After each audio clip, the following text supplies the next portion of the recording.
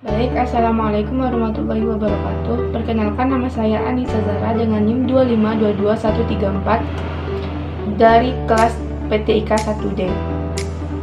Saya di sini akan mereview suatu buku yang berjudul Landasan Pendidikan yang penulisnya yaitu Profesor Dr. Insinyur Amos Neolaka MPD dan Grace Amialia AGN Neolaka SPD MPD, dan cetakan ini adalah cetakan pertama di tahun 2017 dan penerbitnya adalah Kencana. Di Landasan Pendidikan ini terdapat 8 bab, yaitu bab 1 berisi tentang pengertian landasan pendidikan, bab 2 landasan pendidikan berbudaya Indonesia, bab 3 landasan pendidikan dalam kehidupan nyata, bab 4 sistem pendidikan nasional, bab 5 pengembangan strategi, metode, dan media pembelajaran, bab 6 landasan pendidikan kebutuhan praktis formal, bab 7 permasalahan pokok pendidikan di Indonesia, dan bab 8 pendidikan seumur hidup. Baik, saya akan menjelaskan 3 materi yang menarik menurut saya di buku ini. Yang pertama, di bab 1 ada pengertian landasan pendidikan. Yang poin A, pengertian landasan. Dalam bahasa Inggris, landasan yaitu foundation, yang artinya fondasi, yang memiliki nilai-nilai luhur budaya bangsa. Dalam suatu bangunan, fondasi ini hal yang terpenting, dan fondasi ini juga bisa disebut dengan dasar, alas, dan pedoman untuk melakukan sebuah kegiatan, yaitu kegiatan pendidikan. Pengertian pendidikan ini sangat banyak dan beragam, dan penulis di buku Landasan Pendidikan ini mengartikan pendidikan itu ada 2 pengertian, yaitu yang pengertian pertama adalah latihan, dan pengertian kedua yaitu proses atau kegiatan membelajarkan peserta didik untuk mengenal dirinya sendiri dan mengenal fungsi dalam dirinya sendiri. Baik, dalam sebuah pendidikan, kita membutuhkan suatu komponen-komponen atau faktor pendidikan untuk membuat pendidikan itu berjalan dengan lancar. Yaitu dalam buku ini terdapat 7 komponen-komponen pendidikan, yaitu nomor 1, tujuan pengajaran. Tujuan pengajaran ini dibuat dari semua sekolah, dan tujuan pengajaran ini sangat banyak, yang misalnya seperti tujuan umum, tujuan praktis, tujuan sementara, dan lain-lain. Yang kedua yaitu guru. Guru ini merupakan komponen terpenting dalam pendidikan, karena jika tidak ada guru, maka pada siapa murid akan belajar. Dan guru ini sebagai acuan untuk muridnya untuk mendapatkan pengetahuan. Yang ketiga komponennya yaitu murid atau peserta didik. Ini sangat penting, dan ini merupakan faktor utama untuk komponen pendidikan itu semua, karena yang butuh pendidikan itu yaitu peserta didik. Yang keempat yaitu materi pembelajaran. Materi pembelajaran ini sangat beragam, dan ini dibuat oleh suatu pemerintah atau kurikulum. Yang kelima yaitu metode pengajaran. Metode pengajaran ini sangat banyak dan sangat diperlukan dalam pendidikan. Metode pembelajaran yang diperlukan interaksi edukatif, yaitu agar interaksi berjalan efektif dan mencapai tujuan, maka dibutuhkan metode pengajaran yang tepat. Yang keenam yaitu media pengajaran. Ini sangat penting juga dalam komponen-komponen pendidikan. Proses pembelajaran tidak bergantung pada media atau teknologi yang kita pakai dalam sebuah pendidikan. Jadi, kita harus sebagai guru, kita harus mengetahui atau bisa untuk menjelaskan materi-materi yang bisa membuat murid-murid kita paham untuk suatu pembelajaran. Komponen yang ketujuh yaitu faktor administrasi dan finansial. Dalam faktor administrasi finansial ini terdapat komponennya yaitu kondisi ruangan atau gedung, suasana belajar, dan tempat pembelajaran. Dan ketujuh komponen ini tidak bisa kita abaikan, dan ketujuhnya ini saling berkaitan. Jika kurang satu saja, maka suatu pembelajaran atau suatu pendidikan tidak akan berjalan dengan lancar, dan itu akan menjadi penghambat pendidikannya di Indonesia. Materi yang kedua yang menarik buat saya itu permasalahan pokok pendidikan di Indonesia.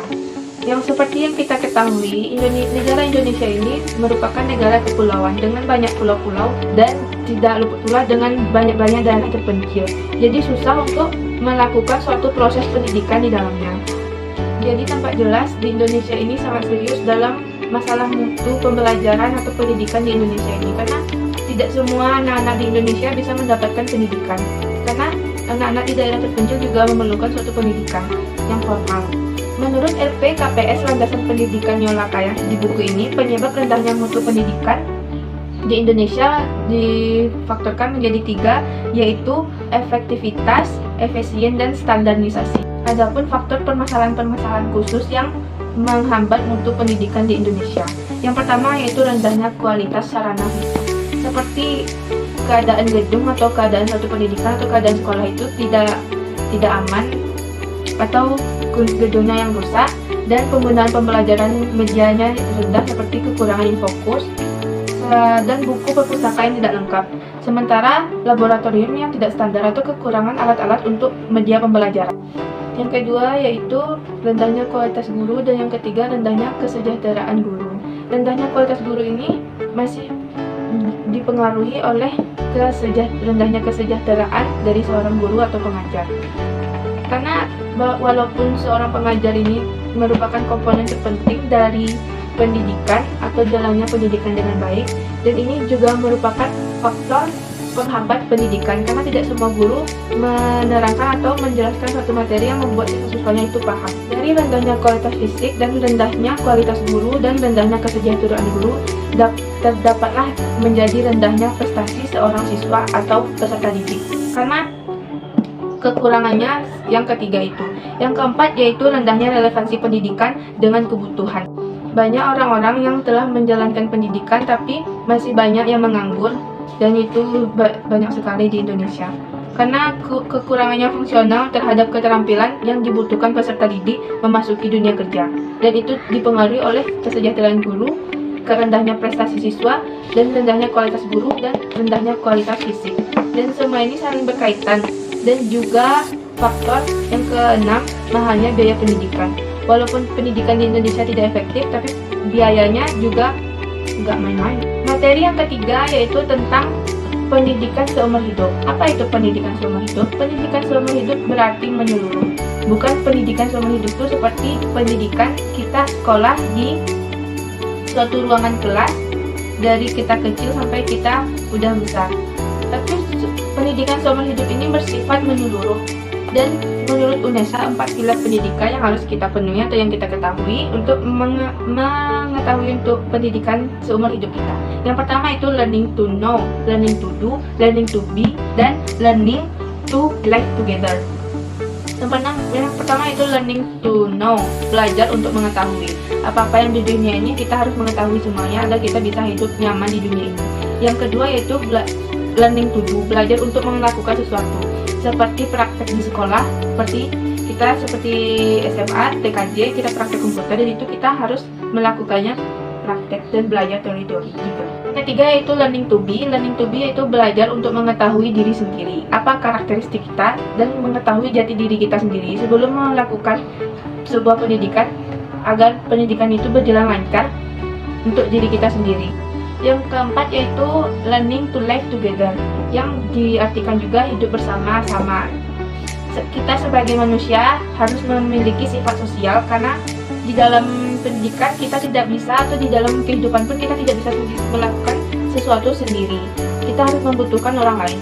Contohnya di dalam pendidikan seperti kita bergotong royong untuk membersihkan sekolah, atau juga belajar kelompok untuk mengetahui suatu pengetahuan yang bisa mencakup luas karena belajar kelompok.